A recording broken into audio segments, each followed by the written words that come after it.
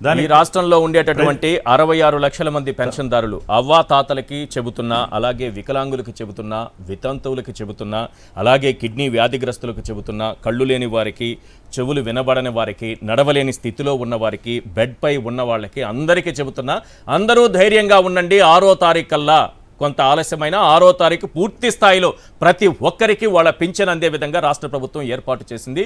ఎవ్వరూ ఎటువంటి ఆందోళనకు గురి కావద్దు. ఈ అడ్డంకులన్నీ చంద్రబాబు సృష్టించిన అడ్డంకులు కొంతకాలము ఈ నెల మాత్రమే ఉంటుందని నేను అనుకుంటున్నా.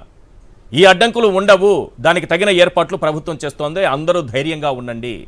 కానీ వారు కోరుకున్నట్టుగా మీరు ఏదో జరగరానిది జరిగిపోతోందని భయంతో ఇలా ప్రాణాలు పోగొట్టుకుంటే, మీ బూడిద తీసుకెళ్ళి నిమ్మగడ్డ రమేష్ కుమార్ ఆ శవాల బూడిద తీసుకెళ్ళి, కాలిన శవాల బూడిద తీసుకెళ్ళి చంద్రబాబుకి అభిషేకం చేస్తాడు. కాబట్టి ఎవరు అధైర్యపడకండి. చంద్రబాబుకు అభిషేకం చేయడానికే, కాలిన శవాల బూడిదని తీసుకెళ్లి చంద్రబాబుకు అభిషేకం చేయడానికే నిమ్మగడ్డ రమేష్ కుమార్ ఈ కుట్రలకు తెరదీశారు. ఎవ్వరు అవ్వాతాతలు భయపడకండి, వితంతువులు భయపడకండి, వికలాంగులు భయపడకండి, కిడ్నీ వ్యాధిగ్రస్తులు భయపడకండి. అసలు ఈ నిమ్మగడ్డ రమేష్ కుమార్ ఎన్ని కుట్రలు చేశారు, ఎన్ని కేసులు వేశారో ఒక్కసారి నేను స్క్రీన్ పైన చూపిస్తాను, చూడండి. ఆ తర్వాత ఆ రాజీనామా చేసినటువంటి వాలంటీర్లతో మాట్లాడదాం. అసలు ఆయన కుట్రలు ఏంటో ఒకసారి చూపించండి. వరుస పెట్టి ఎన్ని కేసులు వేసుకుంటూ వెళ్ళాడు. ప్రజాస్వామ్యం అనేటటువంటి ముసుగు వేసుకున్నటువంటి మారీచులు ఉంటారు. గొంతు మార్చి ఇది ప్రజాస్వామ్యం అని చెప్తుంటారు, అప్రజాస్వామికంగా వ్యవహరిస్తూ ఉంటారు. ఇలాంటి మారీచులు కొంతమంది ఉంటారు. ఆ కోవకి ఈయన చెందుతారా లేదా అన్నది మీరే డిసైడ్ చేయాలి. ఆయన చూడండి ఎన్నిసార్లు కేసులు వేస్తున్నారు. ఎన్నని చదవాలి సార్ అక్కడ? ఏది సుప్రీంకోర్టులో ఒక కేసు, ఢిల్లీ హైకోర్టులో ఒక కేసు, మళ్ళీ తీసుకొచ్చి ఇక్కడ హైకోర్టులో, ఏపీ హైకోర్టులో ఒక కేసు. ఎన్నికల కమిషనర్గా ఉంటూ నిమ్మగడ్డ అప్పుడు ఆదేశాలు ఏది ఈ వాలంటీర్ల మీద, అప్పట్లో కూడా వాళ్ళు ఫోన్లు లాక్కోండి అట. అంటే ఎవరైనా సరే భయంతో మా బతుకులు ఏమైపోతాయో అని చనిపోతే ఆ శవాలు కాల్చిన తర్వాత మిగిలినటువంటి ఆ బూడిదని తీసుకొచ్చి చంద్రబాబుకి అభిషేకం చేయాలనుకుంటున్నటువంటి వ్యక్తి. ఇంకెంతకంటే ఆయన గురించి ఏం చెప్పాలి? వాలంటీర్లకు వ్యతిరేకంగా ఎన్ని కేసులు వేసాడో చూడండి సార్ అక్కడ స్క్రీన్ మీద. ఇన్ని పిటిషన్లా. ఇప్పుడు ఆ తాత చనిపోయాడు. ఆ తాత ఉసిరి ఎవరికి తగలాలి? నిమ్మగడ్డ రమేష్ కుమార్ గారు.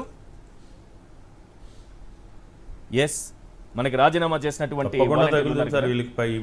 వీళ్ళందరూ శాపాలు. Yes sir.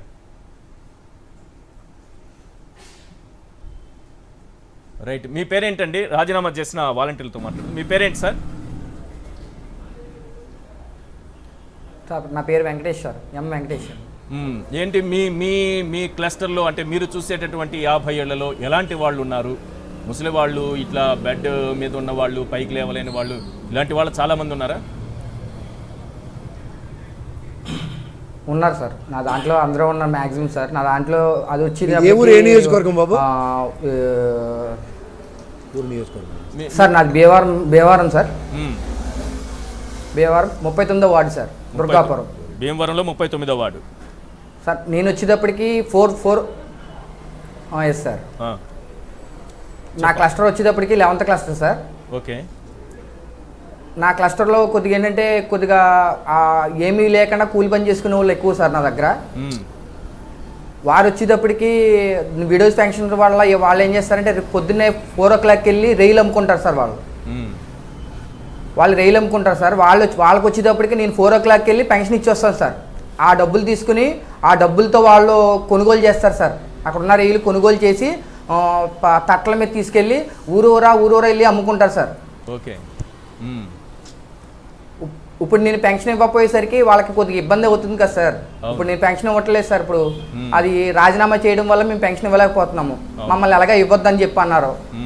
మేము ఏం చేయాలో అర్థం కాని పరిస్థితిలో ఉన్నాం సార్. వాళ్ళకి వెళ్ళి చెప్దామంటే మమ్మల్ని ఎక్కడ ఫోటోలు తీస్తారో, ఏం చెప్తారో ఏంటని చెప్పి మాకు భయంగా ఆందోళనగా ఉంది సార్. అంటే మిమ్మల్ని భయభ్రాంతులకు గురి చేస్తున్నారా ఈ కెమెరాలు తీసుకొచ్చి, సెల్ ఫోన్లో వీడియోలు తీసి? అవును, భయభ్రాంతులకు గురి చేస్తున్నారు సార్. అందులోనే ఏంటంటే మేము మా జాబ్ తీసేస్తే పర్వాలేదు సార్. ఓకే. మాకు ఈ వాలంటరీ జాబ్ తీసేసినా పర్వాలేదు, కానీ నెక్స్ట్ వచ్చి కేసులు ఉంటాయి చూసారా సార్, ఆ కేసుల కోసం మేము భయపడుతున్నాం సార్. ఎందుకంటే మేము మా మా మా స్థితి ఏంటో అందరికీ తెలుసు సార్. మేము వాలంటరీ జాబ్ చేస్తున్నామంటే ఏమీ లేని వాళ్ళకి చేస్తున్నాం, వాళ్ళకి సేవ అందించాలని చెప్పని. ఒక్క విషయం అలాంటి స్థితిలో ఉన్న వాళ్ళు మేము కేసులు ఎదుర్కోవాలంటే మా వల్ల అవ్వదు కదా సార్. చంద్రబాబు కానీ పవన్ కళ్యాణ్ కానీ ఆడపిల్లలు ఒంటరిగా ఉన్నప్పుడు డోర్లు కొడతారనే చంద్రబాబు కానీ, లేకపోతే మహిళల 18 ఏళ్ళు నిన్న అమ్మాయిల వయసు రికార్డ్ చేస్తారని, వితంతువుల స్థితిగతులు రికార్డ్ చేస్తారని, వాళ్ళకి ఏమేం కోరికలు ఉన్నాయో రికార్డ్ చేస్తారని వాళ్ళు చెప్పి మిమ్మల్ని భయభ్రాంతులను చేసి కేసులు పెడతారని మీరేమీ భయపడాల్సిన పని లేదు. అవన్నీ ఉడత ఊపులే.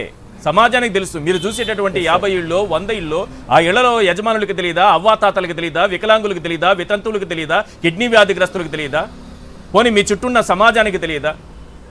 కాబట్టి ఎవ్వరు కూడా భయపడకండమ్మా. నేను ఇచ్చే సలహా ఇది.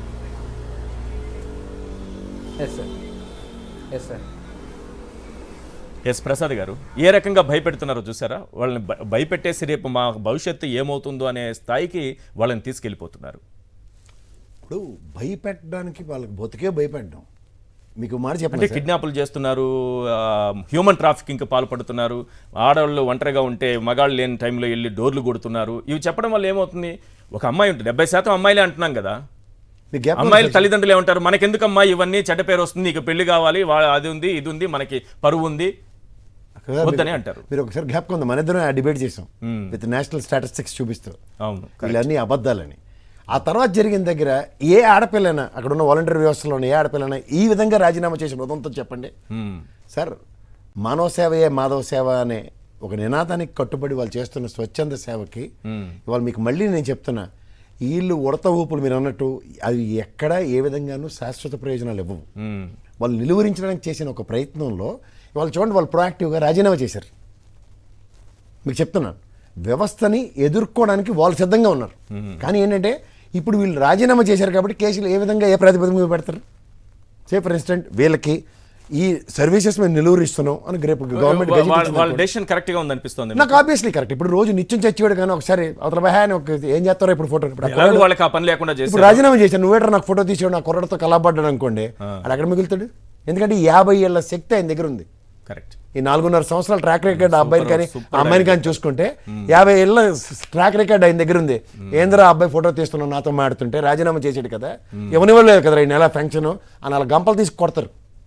ఇప్పుడు ఆ కుర్రాడు మాట్లాడిన దగ్గర ఆ వెంకటేష్ కదా బాబు నీ పేరు, ఆయన మాట్లాడిన తర్వాత గంపలు ఇవాళ తీసుకుని రొయ్యలు అమ్ముకొని వాళ్ళు ఖాళీ గంపలు ఉంటాయి, తిరిగి గంపలు తీసి కొడతారు. ఫోటోలు తీయమనండి. ఇప్పుడు నేను అంటుంది ఏంటంటే సార్, సమాజం వరకు ఇదే జరగబోతుందా సార్? రాజీనామాలు చేసి వీళ్ళందరూ కూడా ప్రచారంలోకి వెళ్ళిపోతారా?